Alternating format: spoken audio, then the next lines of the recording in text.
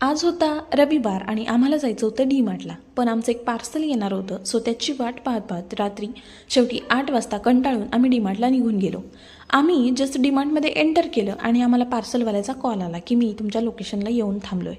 So आमचं असं झालं की आपण जस्ट आत्ताच आलो आहे आणि मग रिकाम्या हातीच परत जाण्यापेक्षा काहीतरी जे काही गोष्टी घ्यायच्या होत्या, सो त्या 5 ते 10 मिनटात पटकन घेऊया आणि मग बाहेर पडूया.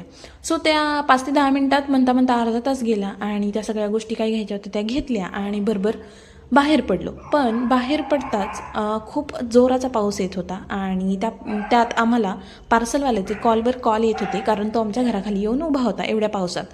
सो आम्ही तेवढ्या पावसात घरी आलो भिजत भिजत आणि ते पार्सल रिसीव केलं. त्यानंतर मी थोड्या वेळाने माझी पिशवी ओपन करून पाहिली की मी काय काय घेतलं आहे. सो मी अशा काही गोष्टी घेतल्या होत्या की ज्याची खरंच आत्ता काही नीड नव्हती आणि मी अशा काही गोष्टी विसरले होते की ज्या मी खरंच घ्यायला खास डी-मार्टमध्ये गेले होते.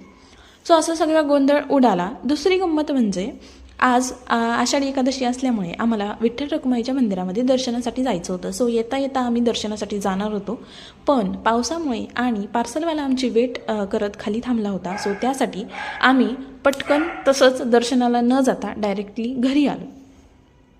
असा होता आषाढी कार्तिकीचा एक दिवस. चालायचंच. थँक्यू. बाय. Take care.